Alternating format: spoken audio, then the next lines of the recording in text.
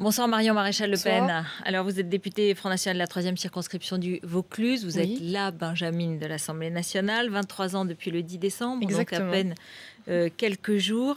Vous avez arrêté vos cours de droit pour mieux vous consacrer à votre rôle de députée. Maintenant, on le sait.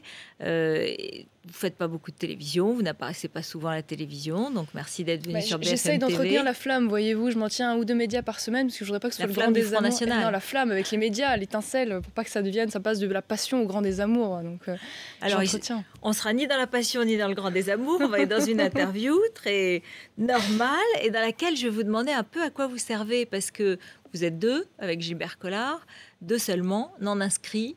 Un peu perdu dans cette Assemblée nationale. C'est terrible. À quoi ça sert la démocratie finalement? On se pose la question à terme. Non, rassurez-vous, on n'est pas du tout perdu. On est très utile parce qu'on a une tribune, on a une légitimité, une crédibilité que nous n'avions pas avant. On a quand même un certain nombre d'outils à notre disposition. Notamment les amendements qui nous permettent de nous faire entendre. Et ça nous ouvre notamment des portes à l'international. Comme on a pu le constater, j'ai fait un voyage en Russie dernièrement qui nous permet aussi d'obtenir une légitimité de notre mouvement à l'international. Donc je crois que, contrairement à ce qui est dit, c'est très utile d'avoir des députés Front National pour le débat public. Vous avez vu que dans un portrait qui a été fait de vous et de Gilbert Collard à l'Assemblée nationale, il aurait dit oh, elle est bosseuse, elle est trop bosseuse, elle s'apesantit trop sur ses dossiers. C'est un super compliment, ça. C'est un super compliment. On a eu l'impression qu'il y avait un peu de tension entre vous. Non, absolument pas. Je vous rassure, je sais que les journalistes aimeraient nous faire croire qu'il y a les mêmes problèmes au Front National qu'à l'UMP. C'est comme un petit peu ce qui s'est passé avec Marine Le Pen, où on a dit qu'elle a fait une réflexion comme quoi lui, il ferait bien de travailler un peu. En fait, on a fait une dépêche d'un trait d'humour, parce qu'il a dit ça en rigolant. Si ça peut vous rassurer, tout se passe très bien avec Gilbert, très bien avec Marine Le Pen, très bien avec Jean-Marie Le Pen. Donc, tout va bien. Bon, c'est vrai qu'on a été un peu surpris quand vous avez dit... à Marine Le Pen, tu trouveras toujours auprès de moi une alliée. On s'est dit, mais oh là là, elle se prend au sérieux à 23 ans. Elle se positionne déjà comme une alliée de Marine Le Pen. Pas du tout, c'est pas ça. C'est qu'en fait, à l'époque, les journalistes essayaient de mettre un petit peu des coins entre nous. On est responsable de tout, décidément. C'est terrible. Mais vous aimez bien raconter un peu d'histoire. C'est normal aussi, c'est le jeu. Mais c'est vrai que voilà, en disant qu'on est en concurrence, qu'il y avait de la jalousie, et pas du tout. Voilà, moi, j'ai énormément d'admiration pour Marine Le Pen. Pour moi, c'est votre tante. En plus, c'est ma tante, donc j'ai en plus beaucoup d'amour pour elle. Mais pour moi, c'est ma chef de file, elle est parfaitement légitime. Donc j'ai voulu lui faire savoir par ce discours que j'étais complémentaire et non pas en concurrence avec elle. Oui, mais même de penser que vous pourriez être en concurrence parce que vous êtes députée alors qu'elle a plus d'expérience que vous, c'est ça qui a surpris, vous comprenez? C'est certain, j'ai voulu couper court aux rumeurs qui ont été faites par la presse et la preuve, ça a bien marché puisqu'ils ont rebondi dessus et je pense que c'est très clair dans nos esprits maintenant. Alors Marine Le Pen, elle doit être assez déçue parce que Hénin Beaumont, elle était prête à repartir en campagne et puis le Conseil constitutionnel ne l'a pas autorisée. Et puis il y a eu ces élections partielles dans lesquelles on pensait qu'il y aurait une percée parce que l'UMP était très divisée et pas du tout. Il y a un peu une panne au Front National là. Hénin Beaumont, c'est sûr que c'est une déception, mais en même temps c'est quand même bien la preuve que en réalité Marine Le Pen est terriblement dangereuse parce qu'au vu du nombre d'irrégularités avérées qu'il y avait dans ce recours, le recours aurait dû être validé. Or, il a été annulé pour des raisons politiques. Et je vous parle de l'ambiance générale. Je veux dire, il y a 15 jours, on avait le sentiment qu'elle allait repartir et que l'UMP étant déchirée, c'était peut-être une aubaine pour le Front National. Et puis 15 jours après, on a le sentiment que non, il y a un peu une stagnation. Quand on analyse de façon un petit peu objective ces résultats, en réalité, pour la première fois lors des élections, normalement les élections partielles sont des élections difficiles pour nous. On perd de 30 à 60% de notre électorat. Alors là, on a progressé dans 2 des 3 élections partielles. C'est donc un point extrêmement positif, y compris dans des élections sénatoriales, ce qui est la première fois dans l'histoire du Front National. Donc quand on regarde les résultats objectivement... Donc vous me dites aujourd'hui, pas de panne, je crois absolument pas de déception et pas de les élections partielles, c'est pas parlant. Il y a souvent une grosse démobilisation, donc je crois pas que c'est là-dessus qu'on puisse se fier. Je crois que les élections municipales seront beaucoup plus parlantes. Je revenais quand même sur l'ambiance à l'Assemblée nationale. On vous a snobé au début, on vous a pas beaucoup parlé. Comment ça se passe au quotidien? J'ai lu qu'il y avait des députés qui passaient par le petit escalier pour éviter de vous rencontrer dans l'ascenseur, c'est vrai? Oui, il y a tout. Très honnêtement, il n'y a pas de ligne de conduite d'un parti à l'autre. Il y a des gens bien élevés et mal élevés partout. Très honnêtement, je ne souffre pas d'un ostracisme ignoble. Je me porte plutôt bien. Et je dois dire dans l'ensemble que je crois que notre travail est respecté et que de ce fait-là, de plus en plus, les gens prennent le temps de venir discuter avec nous et de nous saluer. Nous ne sommes plus la bête noire, si ça peut vous rassurer. Il y en a qui vous saluent plus que d'autres?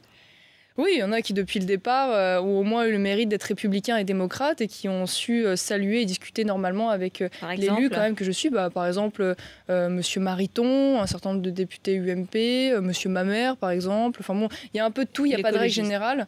Mais dans l'ensemble, ça se passe plutôt bien, à part Monsieur Copé qui, lui, décidément, a vraiment un problème avec moi.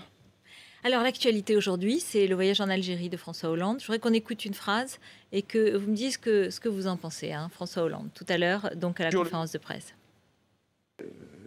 Vérité, ai-je dit, reconnaissance de ce qu'a été un système, le système colonial, j'aurais à m'exprimer, mais je ne viens pas ici, parce que c'est ni ce qui m'est demandé, ni ce que je veux faire repentance ou excuse. Je viens dire ce qu'est la vérité, ce qu'est l'histoire. Après toutes les lois de repentance qu'il a fait avant de partir, il avait déjà bien préparé ses petits accords. Il a eu une déclaration sur le 17 octobre 61. Il y a eu quand même la reconnaissance absolument de la date de 1962, puis il y a eu cette reconnaissance aussi de la manifestation. Enfin, il y a eu un certain nombre de choses quand même qui fait qu'il avait quand même déjà un petit peu préparé le terrain. Donc je ne considère pas qu'il se soit... qu'il ait évité totalement le sujet, et je trouve qu'une fois de plus c'est quelque chose qui est absolument pas justifié. Est-ce que les Algériens se sont repentis pour avoir colonisé les Berbères? Est-ce que le monde arabo-musulman s'est repenti pour avoir colonisé l'Espagne pendant près de 8 siècles? Je ne crois pas. Il ne se repent pas là, c'est ce qu'il dit, hein, quand même. Oui, mais il l'a fait avant de partir. Il le fait peut-être pas sur place, mais il l'a fait avant de partir, donc je trouve ça un peu facile quand même. Si, excusez-moi, mais on utilise l'histoire comme une arme politique et en l'occurrence, reconnaître cette date de 1962... C'est important d'y aller en Algérie? C'est important d'y aller? En tout cas, ça dépend pour ce qu'il veut y faire. Si c'est pour augmenter le nombre de visas, comme c'est a priori en cours de négociation, je ne crois pas en effet que ce soit une bonne chose, d'autant plus que maintenant le séjour illégal est dépénalisé. Le séjour...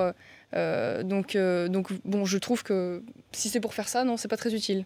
Et pour ouvrir une nouvelle page, comme il le dit, ce serait bien?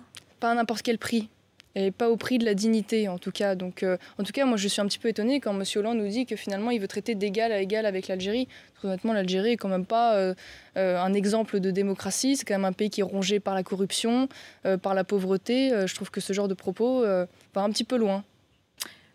Voilà, alors juste je m'interromps pour vous dire qu'il y a une bonne nouvelle, puisque le nouveau-né qui avait été enlevé à la maternité de Nancy a été retrouvé vivant. Et donc Dominique Rizet, notre spécialiste, donc, nous donne l'information. Hein. Oui, Ruth, l'enfant a été retrouvé il y a très très peu de temps. Là, c'est vraiment il y a quelques minutes, sain et sauf, donc en bonne santé. Près de Nancy, on apprend ça auprès des enquêteurs. Alors, on ne peut pas en dire plus pour l'instant parce qu'on n'a pas tellement d'éléments. Hein. Bon, le principal, c'est quoi, il a été retrouvé en bonne santé. Rien encore sur les circonstances donc de cet heureux dénouement. Voilà, donc tout près de Nancy, retrouvé par la police. Voilà. Par les enquêteurs. Merci beaucoup Dominique Rizet. Évidemment, on va avoir des précisions dès le journal de 20h avec Alain Marchal. C'est une bonne nouvelle. Pour une fois qu'on a une bonne nouvelle en direct, ça fait plaisir.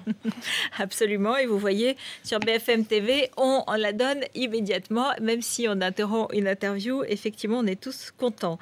Jérôme Cahuzac qui demande à la banque UBS de lever le secret bancaire pour démontrer qu'il n'a pas de compte. Est-ce que c'est une affaire importante à vos yeux? Oui, bon, c'est important de savoir, mais très honnêtement, ce genre de polémique, moi, ça me fatigue, quoi. J'ai autre chose à penser, ça me passionne pas. En revanche, c'est vrai que si ça s'avérait vrai, ce serait quand même un petit peu ironique. Mais bon, les socialistes nous ont prouvé par le passé que c'est un peu fait ce que je dis, mais pas ce que je dis, mais pas ce que je fais, quoi. Donc, ce serait pas la première fois, en tout cas. Mais bon, j'espère que c'est pas le cas. Génération différente, style différent, vous dites, hein, puisque vous essayez un peu de marquer votre territoire. Vous avez dit que vous étiez contre la peine de mort, par exemple, contrairement à Marine Le Pen ou à Jean-Marie Le Pen ou à d'autres personnalités du Front National. Est-ce qu'il y a d'autres choses sur lesquelles vous avez votre petite musique ? Non, globalement, dans l'ensemble, j'ai quand même sur la même ligne de conduite. C'est vrai que la peine de mort, bon, c'est un sujet, mais c'est assez hétéroclite hein, au sein du Front National, cette question de la peine de mort. On a un peu de tout, même si Marine Le Pen, elle est pour. Donc là-dessus, il n'y a pas de tabou. Après, je trouve que c'est plutôt remarquable de la part de Marine Le Pen d'accepter justement qu'il y a un certain nombre de divergences sur un certain nombre de points. C'est quand même sain.